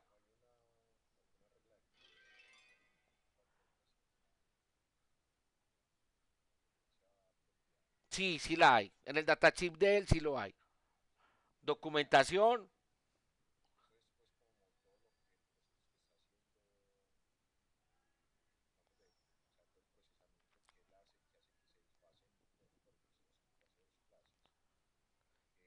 necesita esperar un ciclo de reloj para que se le ordene que va a registrar datos. Tiene un ciclo de reloj para los dispositivos. Ahí eso es lo que está pasando en ese momento, una parte de ese desfase. sí. Mira, ahora vamos. Yo les decía, tengo AC Light, tengo un AC Stream creado por mí y tengo. Ah, bueno, y cuando coloco un AC Stream, puedo colocar una señal de reset o puedo quitarla. Y tengo pendiente una señal para el reloj para mi comunicación porque la estoy haciendo yo. Cuando yo coloco el AC Light no necesito esas señales porque vienen, miren que vienen AC CLK, SAC a reset. O sea, ya las trae el bus AC. No me tengo que preocupar por ellas. Aquí yo puedo habilitar un string y decirle la profundidad. Entonces la profundidad va de 7 datos a 1020 datos. O sea, yo puedo usar 1020 datos. Si le coloco uno, si vieron que puso en rojo, es porque es a partir de 7. O sea, usted no puede usar un FIFO más pequeño que 7, según esto. O sea, 100 datos. Por ejemplo, yo creo que un osciloscopio maneja muy poquitos datos. Un osciloscopio maneja creo que 128 datos. Con eso tiene. ¿Qué es lo que pasa? Que es que él cambia la resolución. O sea, voy a medir más lento, más rápido, pero siempre voy a medir los mismos 128 datos. O sea, no crean que por tener 1000 datos ustedes tienen mejor resolución. O sea, yo creo que ya estoy hablando con dos personas expertas en medida, pues por lo menos físicos. ¿Para qué no me van a hacer esa pregunta? Y no me la, para que no me la hagan porque yo no la sé. No, mentiras, ustedes entienden que realmente lo que yo cambio es el tiempo de medida, entonces cambié la frecuencia. Y desde que yo respete el teorema de Nyquist, o Nyquist, que es estar a 2 veces la frecuencia de la medida, con eso obtengo cualquier medida. Entonces, pero yo lo voy a seguir manejando, pero realmente lo manejé AC Light. Esto que está aquí es para cuando yo voy a simular. ¿Qué me hace esto? Cuando yo voy a simular, me hace que yo pueda escribir esto en un archivo. O sea, como, o sea, ¿qué archivo voy a arrastrar para que él me simule que él tomó ese archivo? A ver si por ejemplo, yo quiero un filtro, mira, yo quiero una DC de mentiras. Coloco aquí una señal que ustedes ya tienen escrita. Y con una señal que ya tienen escrita, él va a hacer como si lo hubiera medido. Y se la mete al filtro a ver si funcionó o no. Entonces eso también es útil en la parte de simulación. Bueno, vamos aquí, el ASS Tab. ¿Cómo quiero yo medir? Voy a medir de forma secuencial, off-on. Como eso ya lo dije aquí, aquí ya no me deja cambiarlo. Voy a hacer promedio por canal. Si mi señal es de 10 kilohertz y yo le coloco a medir un megahertz, pues yo sí le puedo decir, venga, pues promedieme cada 64 señales, me da el promedio, en lugar de darme dato por dato. O ninguna, entonces no me da nada. Vamos a hacer calibración, no va a hacer calibración porque eso demora. Voy a hacer, por ejemplo, si tengo sensores para calibrar, no lo voy a hacer. Otra vez, habilitar el promedio en no lo voy a hacer. Recuerden que yo les dije que él tenía un multiplexor interno. Pues resulta que usted le dio por usar un multiplexor externo. Entonces usted le tiene que decir cuántas señales está multiplexando y por qué canal las está multiplexando. Yo no lo usé, entonces chao. ¿Cómo va a ser la potencia? Bueno, aquí no hay mucho que decir. Alarmas. Mire, tiene una alarma para temperatura que no se pase de tantos grados. No quiero esa alarma. Alarma para la temperatura en grados centígrados. Una es por delante de la tarjeta y la otra es por detrás. No quiero. Que los voltajes se cayó. ¿Cuál es el mínimo? El máximo. No quiero nada de nada. Mire que empezaron a desaparecer los pines del lado. Vea, como dejé el AC String habilitado, me apareció el maestro. Porque el maestro es el que maneja el burst, el paquete. Dejémoslo en el AC String pobre. O sea, el de un solo dato. Aquí es donde yo escojo los canales. Como yo nomás le dije que iba a escoger uno, entonces me aparece solamente una posibilidad. Pero si yo le digo que voy a escoger pues, un secuenciador de canales, entonces aquí me aparecen todos. ¿Cuál escogí yo? Yo escogí el canal 12. ¿Cómo lo escogí? Lo escogí en forma bipolar. Recuerden que hay unos que son monopolares. Por ejemplo, este no lo pueden escoger bipolar porque es monopolar.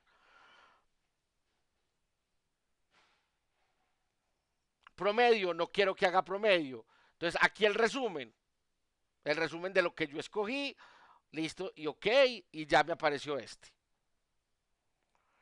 Antes de alambrarlo, bueno, me falta sacar el SYNQ, pero antes de alambrarlo, al que yo escogí, en este caso BPBN, yo le tengo que decir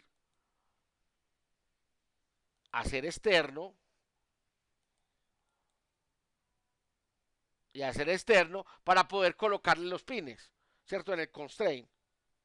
Entonces yo coloco los pines en el constraint para yo decir dónde voy a conectar mi XADC.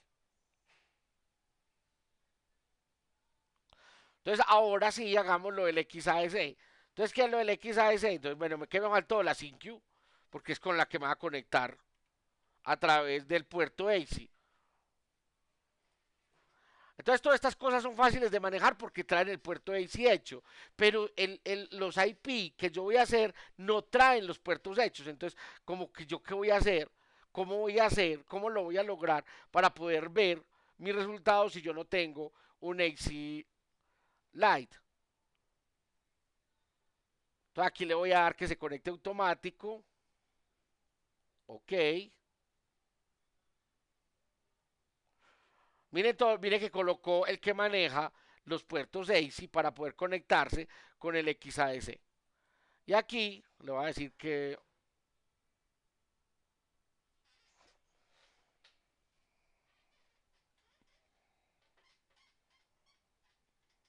listo. Ya lo que voy a hacer es generar mi HDL y después generar el B-String. Ya luego de generar el B-String, muchachos, esto no se los dije la semana pasada, y es que yo me puedo conectar con la PinQ, con la ARTI, de esta manera. Ese es backslash, PinQ. Mire que esta se llama PinQ sin importar que sea un ARTI. Le doy y me sale la carpeta de Silence. Cuando yo me meto a la carpeta de Silence, yo puedo ver los archivos que hay ahí. Incluso cuando ustedes hacen el overlays, él le sugiere a uno que guarde los archivos aquí. Si ustedes guardan los archivos aquí, entonces tiene que en su programa ir a colocarle la ruta completa. Para evitar eso, ustedes pueden venir aquí, a ver, proyectos Jorge, proyecto ensayo XADC, y aquí están ya el punto bit, el punto HWH y el punto TCL. Es más fácil pegarlos por aquí que pegarlos usando el Jupyter. Aunque pues cada uno mata pulgas como puede. Vamos al Jupyter.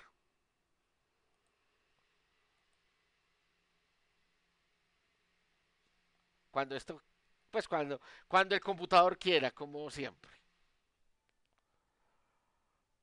Entonces, 192, recuerden pues buscar el IP. También se puede conectar pues de forma serial. Entonces, aquí en Proyectos Jorge, yo ya había, como es tan demorado todo esto, entonces ensayos XADC, yo ya había subido el punto bit, el punto HWH y el punto TCL. Entonces ahora el proyecto es muy simple. Entonces miren, de PinQ importar el overlay, de PinQ importar PL porque lo quiero graficar. Eso ya ustedes son más expertos en eso que yo. Creo un objeto que es precisamente ese programa, que es lo que estoy diciendo a la FPGA cuando creo ese objeto, pues prográmese de esta manera. Lo interesante de esto es que usted puede usar varios programas, pero no a la vez. Usted en la mitad del programa ya usó uno, entonces puede reprogramar la FPGA para que sea otro. Bueno, importar NumPy como NP, PinQ, bueno, eso ni que lo usé, pero bueno, y esto como para graficar, ¿cierto? Eso ustedes me van a corrigiendo porque Python yo no tengo la menor idea. Programé un objeto de la clase GP, pero que se comunique con el XADC with 0. ¿Qué es lo que va a hacer? O sea, de este objeto, esto es una clase, entonces de este objeto, yo me voy a comunicar es con este módulo. Entonces, si uno mira, me estoy comunicando es con este módulo. Entonces vuelvo acá y miren lo fácil que es. Colocar el objeto y colocar leer y la dirección donde voy a leer. Si recuerdan que el auxiliar 12 era 270. Vamos a ver si esto arranca. Espero que sí. Espero que sí. Dije espero que sí. Arrancó. Entonces ahora sí voy a leer. Ahora leamos. Miren, ahí leyó un dato. Aquí leyó un dato. Aquí leyó otro dato. Ay, sí, esto está apagado. Pues que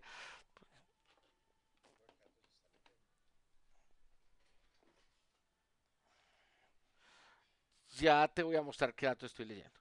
Realmente conecté un generador de un módulo que genera señales.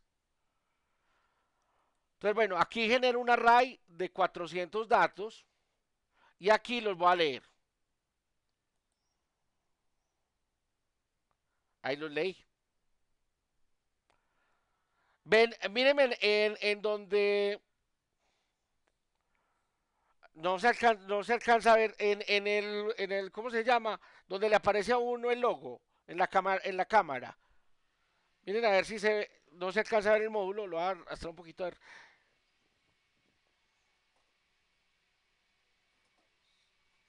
En la cámara. O sea, en donde aparece la carita mía. Espera un momento, Sí, yo sí lo veo.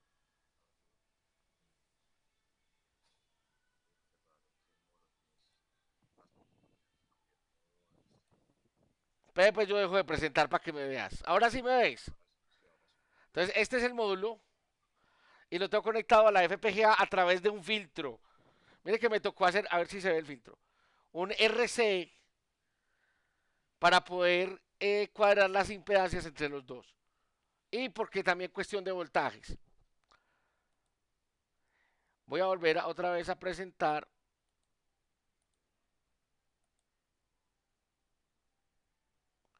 Entonces, ¿qué es lo que pasa aquí? Yo no sé si ustedes se dieron cuenta que además de leer, hay un programita aquí. Y es que ese programita resulta que cuando usted lee de forma monopolar, entonces va de 0 a 1 voltio. Y eso quiere decir que de forma monopolar va de 0 en binario a el número más grande, bueno, en decimales, bueno, 2 a la 16 menos 1. Pero cuando usted está en bipolar, el 0 es 2 a la 15 menos 1. Y ya no llega hasta 1 voltio, ya llega hasta 0.5 voltios y 0.5 voltios. Ah, no, a ver, ya.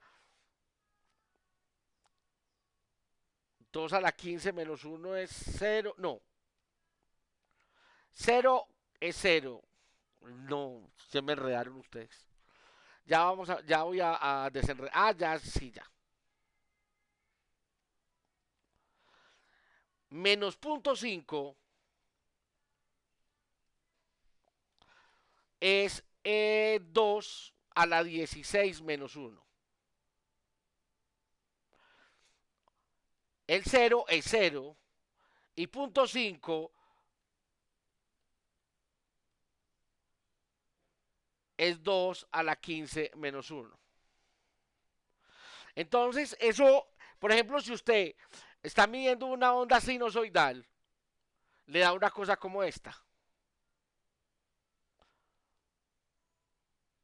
A ver, no. Estoy midiendo una cosa sinusoidal y este es el cero. Si no, si le da así, tan, y le da tan. Entonces uno tiene, o sea, como que le da uno al revés. Y uno empieza a decir, pues uno me está midiendo. Entonces, ¿qué es lo que uno hace? Primero, mirar si la señal está en la parte positiva o la señal está en la parte negativa. Esto se llama complemento a dos. Entonces, si la señal está en la parte positiva, pues simplemente dejar la parte como está.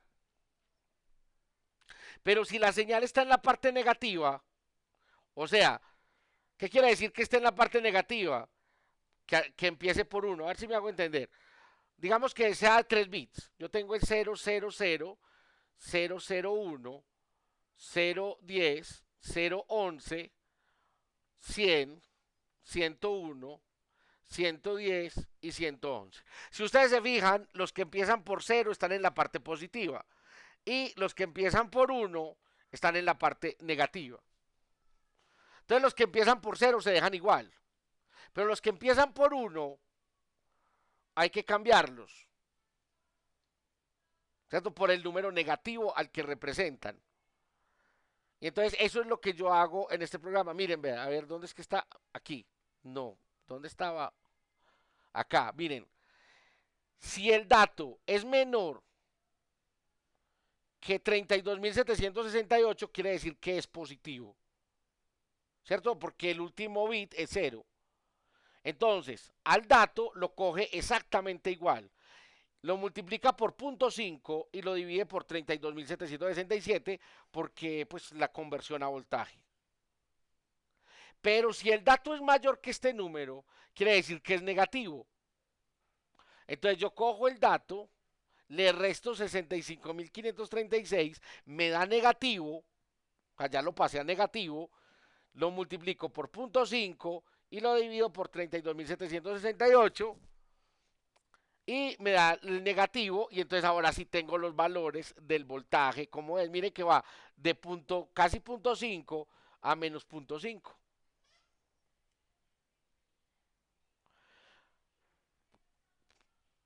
Es más o menos claro cómo se mide y ya podemos ir y pensar en medir. Sí, pero, Ujú. o sea, teniendo todo eso, entonces, no pensaba que eso era tan complicado. ¿Cómo? Pues, o sea, como que algo que uno en principio pensaría que era sencillo. Pero esto es muy sencillo, lo que pasa es que explicándolo hay que explicar muchas cosas, pero a mí no me pareció tan complicado, me parece más complicado armarlo. ¿O qué te... No, el hecho de que no se te va a tomar, pues, como que simplemente los valores de la alternativa, pues, que eso, al fin de cuentas, es una fracción ahí binaria y Ah, ahí, bueno, sí, no, pues Profe, está bien. ¿qué tipo de señales que le estás introduciendo? le estoy introduciendo una señal seno, pero mira que hay brincos, Ujú. ¿cierto? Aquí hay brincos. Sí. ¿Qué es lo que hace que haya esos brincos? Que recuerda que estoy midiendo, miren, vean, miren aquí, estoy midiendo valor por valor. Mira, esto es un mientras, viene el dato, mira si haya, si es mayor o menor que, pues que el cero pues del sistema, que es 32.768, por la cantidad de bits, y ya los va montando en un array. Eso quiere decir que tú dependes de la velocidad del procesador, de que el procesador no se vaya a otras partes mientras está haciendo la comunicación. Entonces, ¿qué es lo que pasa aquí? Que el procesador paró, el de mi computador. Que aquí la comunicación se demoró, que aquí la comunicación se demoró mucho. ¿Cuál es lo óptimo? Que no me mande un dato. ¿Que me mande cuántos? Que me mande 128, por ejemplo.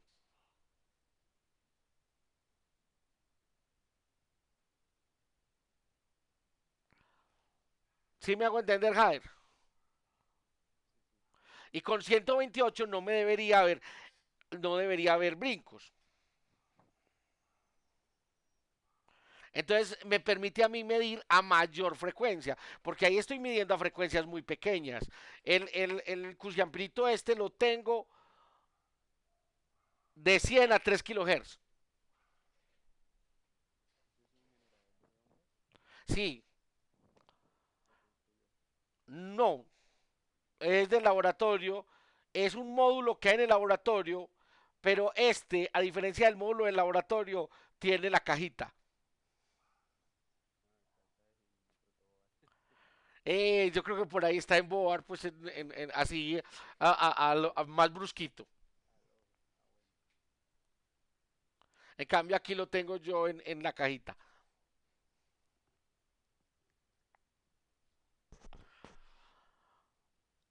Entonces eso también me permitiría, se supone que nada más tengo un canal que está midiendo a 1 MHz por segundo.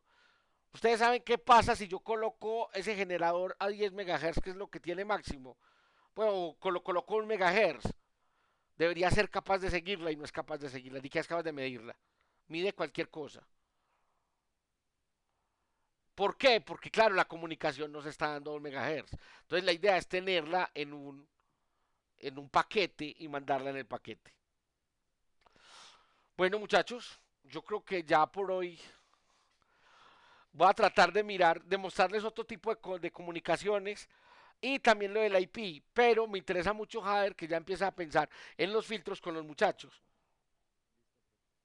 Listo, profesor. Ah, para pedirle un favor, me envía el documento que nos estaba compartiendo, el PowerPoint. Ah, bueno, lo que pasa, no, no, claro que se lo envío. Lo que pasa es que, diga, vea, ustedes tienen como hasta aquí, hasta acá tienen ustedes. Sí, O sea, ¿por qué? Porque es un documento que yo he ido escribiendo, que yo he ido organizando cada vez más. Pero no, yo se lo envío, claro que sí. ok, profe, bueno, muchas gracias. Listo, muchachos. Entonces nos vemos. Muchas gracias. Hasta luego. Bueno, hasta luego.